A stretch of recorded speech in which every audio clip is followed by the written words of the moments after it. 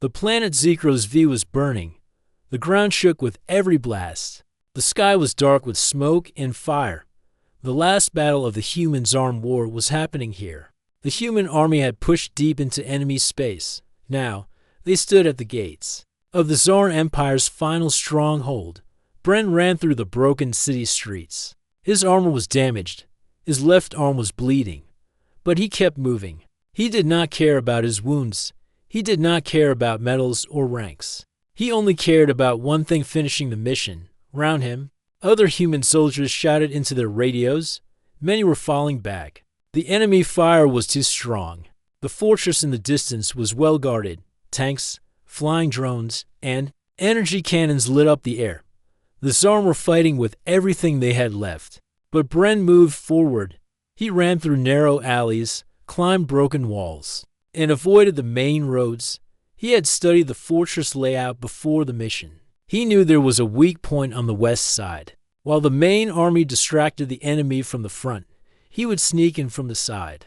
He carried only a rifle, a small pack, and a single goal: end the war. As he reached the edge of the fortress, he crouched behind a wall and checked the scanner. The entrance was just ahead.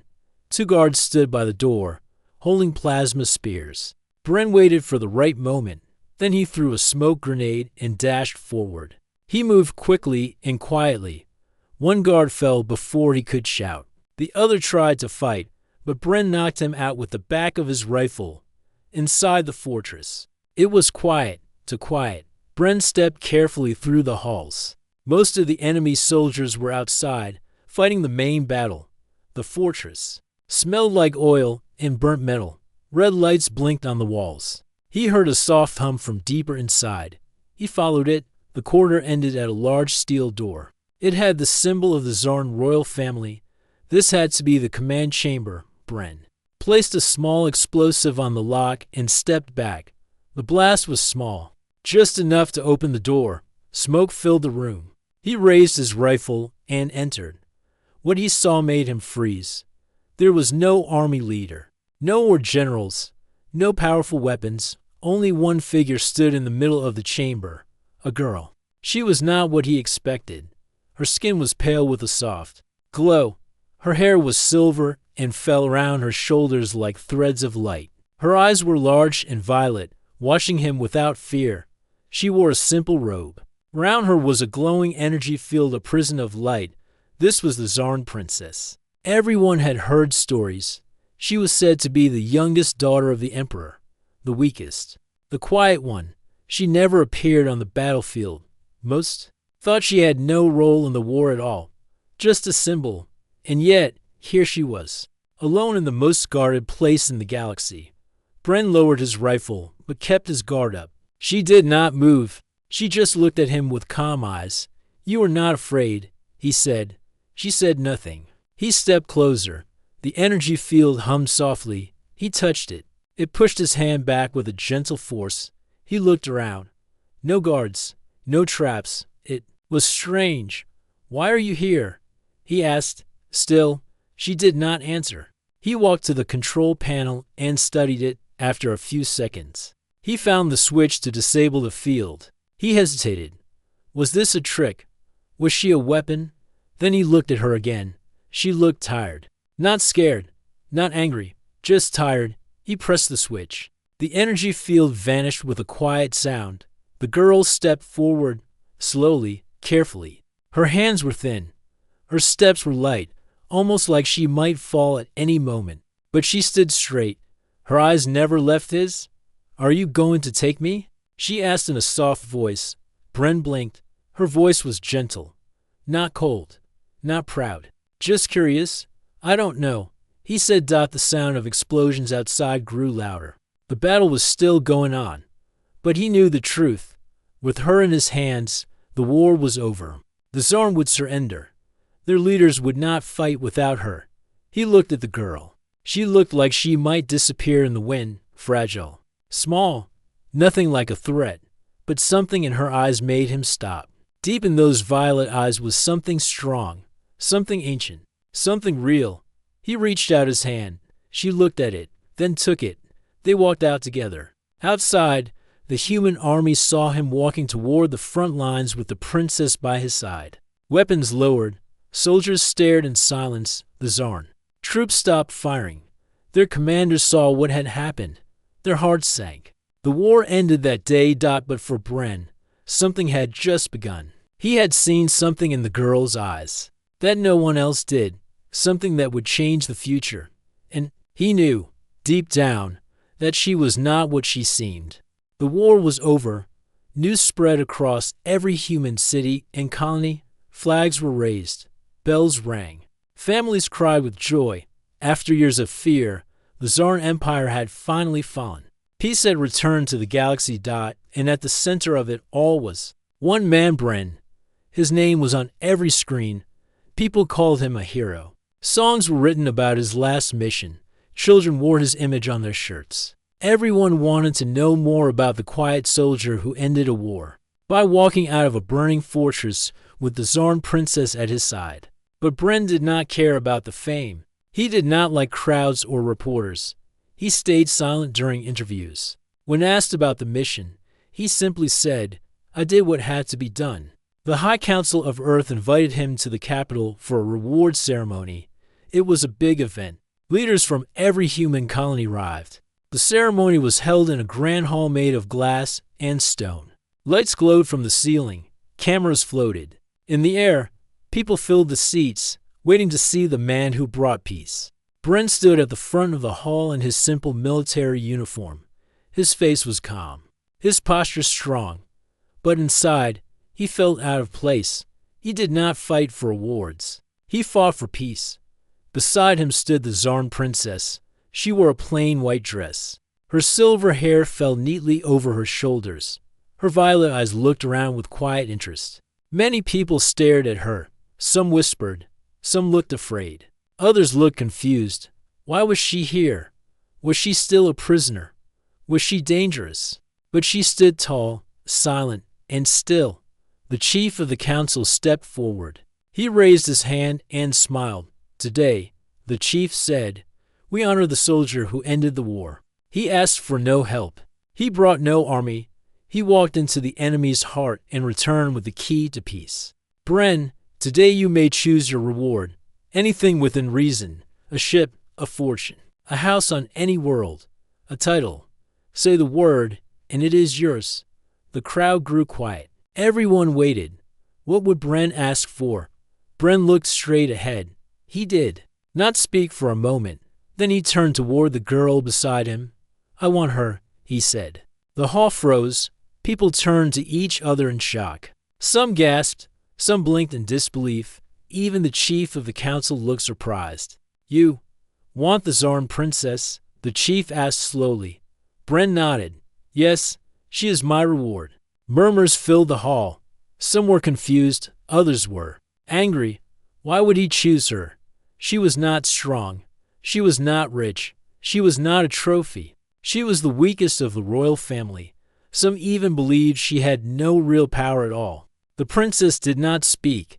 She only looked up at Bren, her face unreadable. The chief cleared his throat. "If that is your choice, we must honor it. The law allows any reward that does not harm others. She is no longer under Tsar protection. She belongs to no one. The council will allow it." Bren nodded once. The ceremony ended quickly after that. No songs, no music. The crowd left in silence. Many people did not understand. They said the soldier had gone strange. Some said he had fallen under alien control. Others said he was hiding something. But no one had proof, and no one dared challenge the man who ended a war. Bren left the capital with the princess the next morning. He took no guards, no assistants, no large ship, just a small transport vessel, quiet and simple. He flew far from the central worlds, far from the cities and cameras. He chose a peaceful planet called Harvin, known for its green hills and quiet skies. He built a small home near a lake. The princess stayed with him. At first, she said little. She spent her time watching the birds, walking through the trees, and sitting by the water. Bren did not force her to talk. He gave her space. He cooked food and placed it on the table. She ate in silence. He gave her books. She read them slowly. Days passed quietly, then weeks. One evening, while they sat outside watching the sunset, the princess spoke. "Why did you choose me?" Bren looked at the sky, then at her. "Because I saw something in your eyes that day in the fortress. Not fear, not hate, something else." She was quiet for a moment. "Everyone else saw me as weak. I didn't," Bren said. Her eyes lowered. "I'm not strong like my sisters. I was born with less power. My father kept me hidden, said I was not fit to lead, that I was too soft." Bren nodded. "Maybe the galaxy needs softness now." She looked at him. "Do you really believe that?" "I do." That night, she did not return to her own room. She stayed on the porch beside him, wrapped in a blanket, watching the stars dot from that day on. She spoke more often. She asked questions about human life, about trees, about birds, about why humans laugh when they are happy. Brent answered each question with patience. He never rushed, never judged, and slowly, the princess began to smile. She told him her name was Lyra. Lyra began helping in the garden. She started learning how to cook. She tried to fix a broken music box one morning and made it sing again. But something else began to happen too. The old tree in the yard, once dry and gray, grew green leaves again. A bird with a broken wing began to fly. Flowers bloomed even where the soil was hard. Bren noticed, but he said nothing. Lyra noticed too, and she looked at her hands and wondered that she was changing, and so was the world around her. Bren woke early every day. He liked the quiet before the sun rose. The world was still. Birds were just starting to sing. The lake near his small home reflected the soft blue sky. Life on Harvin was simple. Bren liked it that way. After years of war, he did not miss the loud cities or the crowded halls of command. He had seen too much fire, too much pain. Now, all he wanted was peace. Inside the house, Lyra was still asleep. She had started to rest better in the last few weeks. At first, she had woken from strange dreams, eyes wide and breathing fast. But now she slept calmly. Her face was peaceful. Like the lake outside, Bren made tea and sat on the porch. He looked at the tree in the yard. Once dry and near death, it now stood tall with bright green leaves. It was strange. Bren had not watered it. He had not touched the roots, yet the tree had healed. He looked at the garden. Flowers were blooming fast. To fast for this season, he sipped his tea. His thoughts turned to Lyra. She was changing. Not just her words or her habits, but something deeper. When she walked, the air around her felt softer. When she laughed, the birds seemed to sing louder. And when she touched the ground, grass grew in her steps. But Lyra did not speak of this. That day, after breakfast, she helped Bren in the garden. They planted new seeds. Lyra knelt beside a dying plant and placed her hands near it. Within seconds, the leaves straightened, color returned. Bren noticed, but he said nothing. Later, they sat near the lake. Lyra watched the water. "My people were once different," she said quietly. Bren waited. "We were not always fighters. A long time ago, we were known for healing. We gave energy to sick worlds. We calmed storms. We ended wars without weapons. But then, the leaders changed. The old ways were forgotten. Power became more important than peace." Bren looked at her. "But you still carry the old ways." Lyra nodded slowly. "My mother told me stories when I was little. She said I had a gift, but when she died, my father hid me. He said my gift made me weak, that it had no place in our empire." "You are not weak," Bren said. Lyra smiled, but it faded quickly. She looked down at her hands. "I think my power's waking up. I feel it more each day. But I don't know why now." "Maybe because you are free," Bren said. She looked at him, eyes soft. "Was I a prisoner?" Bren shook his head. "Not here. Never here.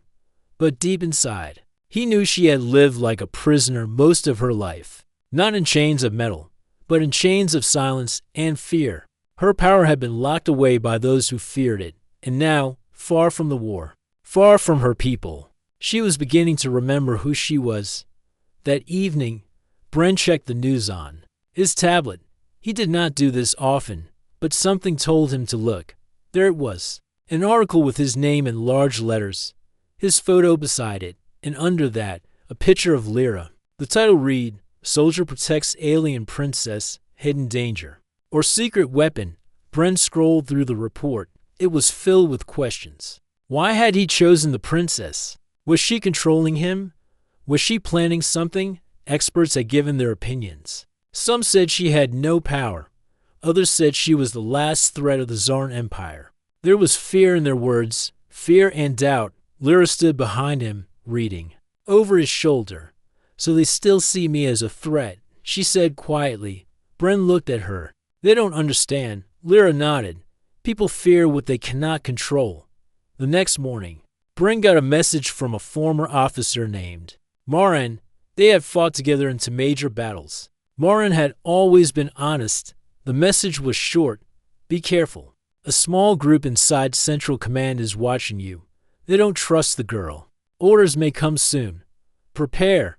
Bren closed the tablet. He took a deep breath. He walked outside.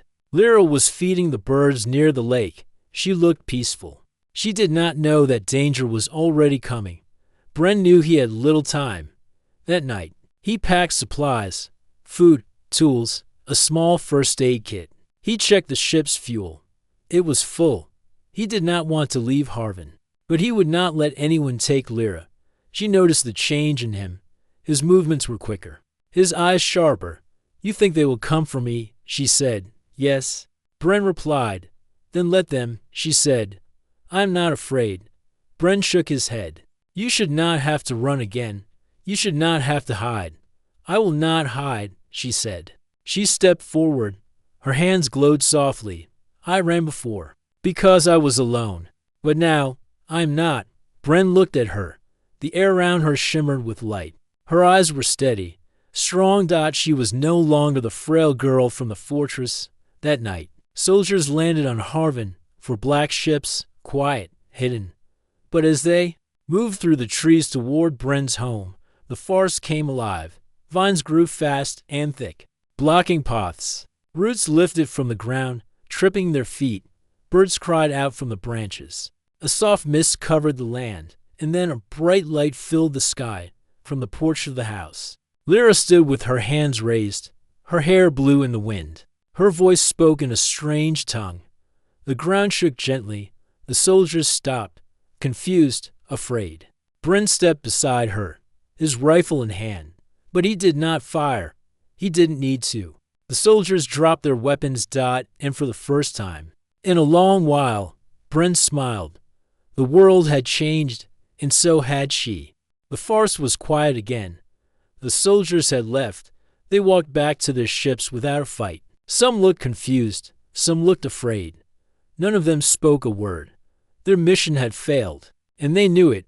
Bren stood by the window and watched the ships rise into the sky. He stayed silent. His rifle hung by the door. He had not fired at once. Lyra sat near the fireplace. Her hands were wrapped in cloth. They were warm to the touch, still glowing faintly. She had used her power in a way she had never done before. Neither of them spoke for a while. Finally, Bren turned toward her. Are you hurt? She shook her head. No, just tired. You stopped them, he said. She nodded. I didn't want to harm them. Just show them they didn't belong here. You did more than that. Bren said. Lyra looked at her hands. The glow had faded now, but something inside her had changed. She could feel it. It was like a door had opened deep inside her heart, a door that had been closed for years. She remembered her mother's stories, stories of light and peace, of power used to protect and heal. Her mother had said the gift ran through the royal bloodline, but only a few were born with it. Now, Lyra knew the truth. She had the gift, but she had hidden it for too long, not just from others, but from herself. Later that day, Bren checked the news again. The event on Harvin had not yet been reported. That meant the mission had been kept secret. But how long would that last? He knew the leaders would not stop. Not now. They feared what they could not control. And Lyra was something they did not understand. She was no longer just a former princess. She was something more. Bren walked outside. The wind was calm. The trees stood tall and green. The land around his home looked brighter, like it had been touched by spring. He thought about leaving the planet. He had a ship. Supplies were ready. They could disappear into the stars, hide on a quiet moon or a forgotten world. But when he told Lyra, she shook her head. "I don't want to hide anymore," she said. "Then what do you want to do?" He asked. She looked at the sky. "I want to help. I want to use my power the right way." Bren raised an eyebrow. "The galaxy is still full of danger. People won't trust you easily." "I don't need them to trust me," she said. "I just want them to feel hope again." Bren nodded. He understood. He had seen too much pain, too much fear. If anyone could bring light back to the dark corners of the galaxy, it might be her. They made a plan. Lyra would travel with Bren to outer colonies, small places where the war had left deep scars, places where people were forgotten, places where healing was needed. Their first stop was a mining colony called Yarna 3. The people there were poor and sick. The machines were old. The water was dirty. When Lyra walked through the streets, May stared. Some whispered, but others came closer. A little boy with a broken arm asked if she could fix it. She smiled and touched his skin gently. The light in her hand glowed soft and warm. The boy's pain faded. He moved his arm again, eyes wide with wonder. Word spread quickly. Within days, people lined up to meet her. She healed old wounds, calmed angry minds, repaired broken machines with a touch. But she asked for nothing in return. No money, no gifts, just peace. Bren stood nearby, always watching and protecting. He spoke with local leaders. He kept an eye on the sky. He knew that not everyone would be happy, and he was right that one night. A group of men came to the colony. They wore dark armor and carried weapons. They claimed to be peace officers sent to keep order. But their real job was to remove Lyra. Bren met them at the gate. "She's helping people," he said. "She's a danger," one man replied. "To who?" Bren asked. "She has powers no one can explain." The man said, "That kind of power doesn't belong here." Bren did not move. "If you want her, you'll have to go through me." The men looked at each other, then back at Bren. They had read the reports. They knew who he was. The man who ended the war. The soldier who walked into the fortress alone. They backed off. Later, Lyra stood beside Bren near the gate. "You didn't have to fight," she said. "I didn't," he replied. "They just needed to see I still stand with you." She smiled in. The weeks that followed, they traveled from world to world. People began to speak of a glowing girl and the soldier who protected her. They called her the light of peace. They called him the guardian. Whispers spread through the galaxy. Not all leaders were pleased. Some feared she would rise as a new ruler. Others feared people would follow her more than them. But the people did not care. They saw hope. They saw kindness. They saw something rare. Lyra was no longer the frail princess in a cage. She walked freely. She spoke gently. She healed wounds no doctor could fix. And with Bren at her side, she was never alone. The galaxy was watching, and the future was beginning to change. Lyra stood in the middle of a burned village. The air was dry. The wind carried ash and dust. Houses were broken. Fields were black. People sat quietly, too tired to speak. This was the planet Norn 6. The war had ended months ago. But for these people, the pain had not. Their food was gone. Their homes were lost. Many were sick. Lyra closed her eyes and placed her hands on the cracked soil. The earth shook gently. A soft light spread through the ground. In a few moments, green vines pushed up from the soil. New life was growing where there had only been death. Children clapped. Old men wiped their eyes. Hope had returned. Bren stood nearby, watching everything. He carried no weapons today. He didn't need to. The people here welcomed them. They had heard stories. The glowing girl who healed the land. The soldier who walked beside her like a quiet shadow. After they finished, the village leader offered them food and water. It was simple, but Lyra accepted it with a smile. That night, they sat near a small fire. Lyra looked up at the stars. "Do you think it will last?" she asked. "What?" Bren asked. This peace. She said, this feeling that we can make things better. Bren took a breath.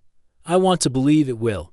But I've seen what fear can do. Some people don't want peace. They want control. Lyra nodded. I know. I feel it too. There are eyes watching us. She was right far away, deep in space, inside a dark room. A group of men and women sat around a long table. They were part of a hidden branch of Central Command. Their faces were cold, their voices low. She's spreading influence too fast, one man said. Entire colonies are turning to her, said another. They see her as a leader. That is dangerous. She may not be using weapons, a woman added, but she is changing the balance of power. We cannot allow this to continue. They all agreed. A plan was made, quiet and secret, not to arrest her, not to talk, but to remove her, cleanly, permanently. Back on Norn 6, Lyra and Bren prepared to leave. Their next stop was a medical camp on the edge of a desert moon. But before they could board their ship, a message came through Bren's private channel. It was from Martin again. His old war friend. Listen carefully, the message said. There's a group inside the command. They don't just want her gone. They are planning something larger. They believe she will turn the people against Earth. They are spreading false news. They are creating fear. Get off the main routes. Go dark. Bren played the message for Lyra. She listened without fear. I knew this would happen, she said softly. I knew the moment I stepped out of hiding. You can still go back, Bren said. We can find a safe place, somewhere quiet. Lyra shook her head. No, if we run now, the fear will grow. People need to see that we are not afraid. Bren looked at her. Her voice was calm. Her eyes were steady. He remembered the girl from the fortress. Fragile, silent. That girl was gone. Now, she stood like a flame that would not go out. He nodded. Then we stay ahead of them. They changed their route. Instead of flying to the desert moon, they moved toward a quiet station floating above an old trade path. The station was half empty, used only by small ships and traders. It was a good place to hide for a few days. While they rested there, news began to spread. News channels showed images of destroyed towns and blamed unknown alien energy. They played short clips of Lyra healing people but changed the voice and sound. They said she was testing her powers, that she was not saving people, but controlling them. Some believed it, others did not. The galaxy was divided. One night, while Lyra slept, Bren stepped outside the station and looked up at the stars. He thought about everything they had been through. The war, the peace, the quiet days on Harvin, the healing, the people. And now, this. He heard footsteps. A voice spoke from the shadows. Still standing guard like always, Bren turned. Martin stepped into the light. His hair was shorter, his uniform worn, but his eyes were sharp. You came in person, Bren said. I had to. Martin replied. They've started moving agents into outer colonies. They're building a case. They want to turn her into a threat. Then they can act without resistance. Bren frowned. She's done nothing wrong. That doesn't matter, Martin said. What matters is fear, and right now, fear is stronger than truth. Bren looked away. What should I do? Get ahead of it, Martin said. Show the people who she really is. Take her to the one place where they can't twist the story. Where's that? Bren asked. The Outer Council, Martin said. They are not part of Central Command. They control trade and peace routes. If she speaks there, and they believe her, the rest of the colonies will listen. Bren nodded. It's risky. It's the only way, Martin said. The next morning, Bren told Lyra the plan. She listened carefully. Do you believe they'll listen to me? She asked. I believe they will see what I see, Bren said. She smiled. Then let's go. They boarded the ship. Bren sat at the front. Lyra stood near the window, looking out at the stars. A long journey waited ahead. So did danger. But so did hope. Because one soldier had seen something no one else did, and the galaxy was about to find out why. The stars outside the ship moved slowly. Lyra stood near the window, her hands resting on the edge. Her eyes followed the small lights in the distance. Each one was a world. Each one was a home for people she had never met. Bren sat at the ship. Controls. He checked the route again. Their destination was clear now, the Outer Council's main hall on the planet Zeron. It was a peaceful place, far from the control of Earth's central government. The Councilor had the power to make decisions without fear or orders. 5 more hours. Bren said. Lyra nodded. She stayed quiet for a while. Then she asked, "Do you think they'll really listen to me?" "They will," Bren said. "You're not asking for power. You're offering peace. That matters." Lyra looked down at her hands. The glow that once came only in moments now stayed longer. She could feel energy inside her. Warm. Gentle. Alive. "I never asked for this power," she said softly. "No," Bren replied. "But you've used it to help, not to rule. That's what makes you different." The ship flew on. Hours later, the planet Zeron came into view. It was covered in green forests, blue oceans, and white clouds. From space, it looked calm, peaceful. The landing zone was quiet. Only a few guards stood near the gate. They knew Bren by name. They had been told to expect him. Lyra stepped off the ship with slow steps. She wore a simple white robe. Her silver hair was tied back.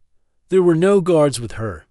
No signs of force. She walked as an equal. Inside the council hall, tall stone pillars lined the room. Soft light filtered through the glass roof. Members from many worlds sat in a circle. Some were human. Some were from other species. All of them watched as Lyra entered with Bren by her side. One of the council members stood. "You may speak," she said kindly. "We are here to listen." Lyra stepped forward. She looked at the people in front of her. Her heart beat fast, but her voice stayed calm. "I'm not here to ask for power," she began. "I am not here to rule. I came to your worlds only to help. I healed the sick. I gave life to dead lands. I asked for nothing. But now, lies are being told. Some say I am a danger. Others say I plan to take control. These things are not true." She paused. The room was silent. "My name is Lyra. I was once called a princess, but I never had power in my own empire. I was hidden, locked away, because I was born with something they feared, a gift they did not understand." She lifted her hand. A soft light rose from her palm. It floated in the air like a small star. "This gift is not for war," she said. "It is for healing, for peace, for helping others stand again." The light faded gently. She looked around the room. "I'm not asking for your protection. I ask only for your truth. Tell the people what I really am, not what others claim. Let them choose with open eyes." The room stayed silent for a few moments. Then the lead councilwoman spoke. "What you said today will be shared. We do not take sides with fear. We listen, and we decide." Lyra bowed her head. Bren looked at her with quiet pride. They were led to a small room where they could rest. No one locked the door. There were no guards. Just silence. Hours passed. Then the message came. The council had decided. A large screen in the center of the hall lit up. News channels across the galaxy tuned in. The councilwoman appeared first. "We have heard the voice of Lyra," she said. "We have studied the evidence. We have listened to the people she helped. Our answer is clear. She is not a threat. She is not a weapon. She is a healer, a symbol of peace. And she has our protection." Across hundreds of worlds, people watched. Some cried, some cheered, some finally felt hope again. But not everyone was pleased. Back on Earth, in a dark room, the same group from Central Command watched the broadcast in silence. "She won them over," one man said. The leader of the group stood.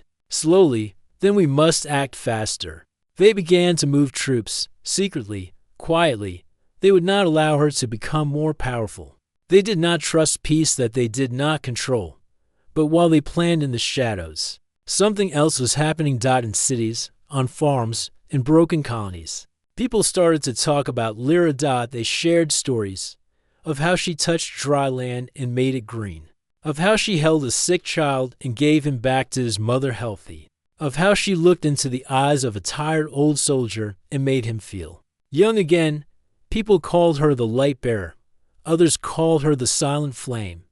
But to Bren, she was still the same girl he had found in the enemy fortress, small, quiet, full of something no one else could see. Now, they all saw it. She was not weak. She was waking up. And with her, the galaxy was beginning to change.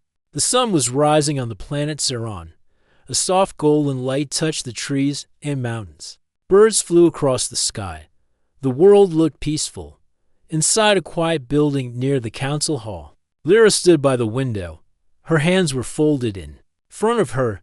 She watched the morning light with calm eyes. Bren walked in with 2 cups of tea. He handed one to her. She smiled. "Thank you." Bren looked outside with her. "The council's message reached almost every colony," he said.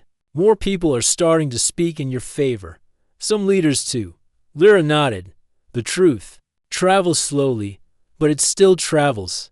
She sipped her tea. The warmth felt good. They sat together in silence for a few minutes. The room was quiet, but the world outside was changing. On distant planets, people were gathering. Farmers, doctors, builders, and teachers. They spoke of Lyra with hope.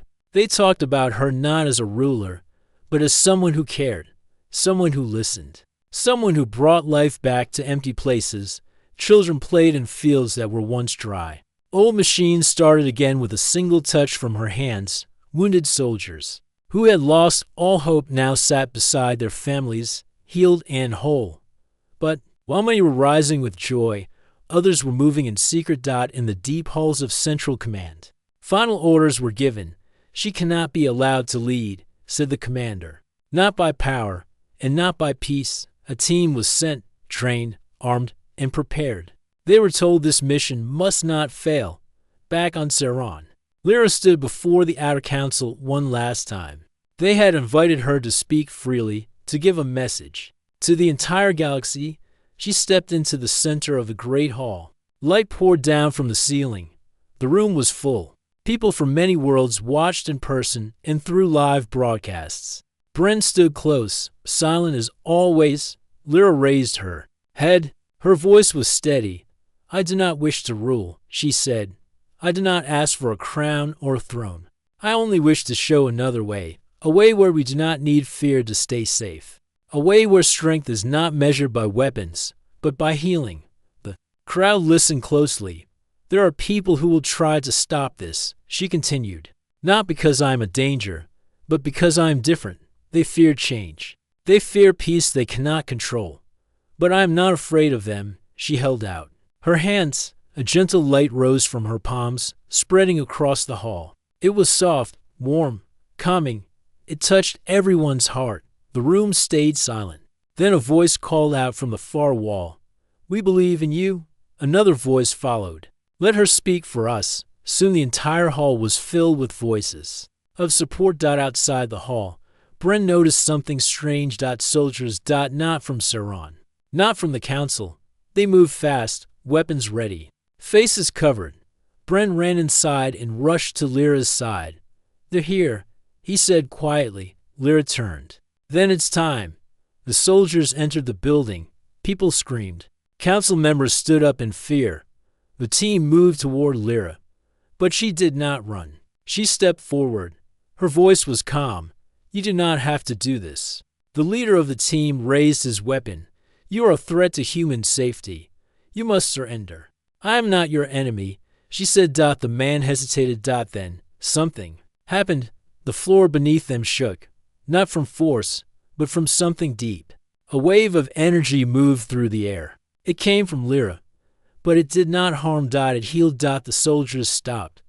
One of them fell to his knees, his eyes wide. "I remember now," he whispered. "I remember what peace feels like." Another lowered his weapon. "This isn't right." One by one, they dropped their arms. Some cried. Some stood still, unsure of what they felt. The leader stared at Lyra. "You're not what they said you were." "No," Lyra replied. "I never was." He looked at Bren. "You saw it first, didn't you?" Bren nodded. "Yes, that's why I chose her." The soldiers left quietly. The council stood in silence. Then the councilwoman stepped forward. "You did what no army could," she said. "You changed hearts without force, Lyra looked around the hall. I don't want to lead nations. She said, I want to help those who are left behind, the ones who feel forgotten. That is where I will go. The council agreed. From that day, Lyra and Bren traveled again, not as fugitives, not as rulers, but as symbols of what was possible. They brought light to the darkest corners. They lifted people with kindness. They taught others to heal, to grow, and to hope again. Years passed. The name Lyra became more than just a name. It became a lesson, a reminder that peace is not weakness, that gentleness can be powerful, that sometimes the smallest voice can change the galaxy. And people remember the human soldier who picked the frailest alien princess as his reward, not for beauty, not for power, but because he saw something no one else did. And the galaxy never forgot it.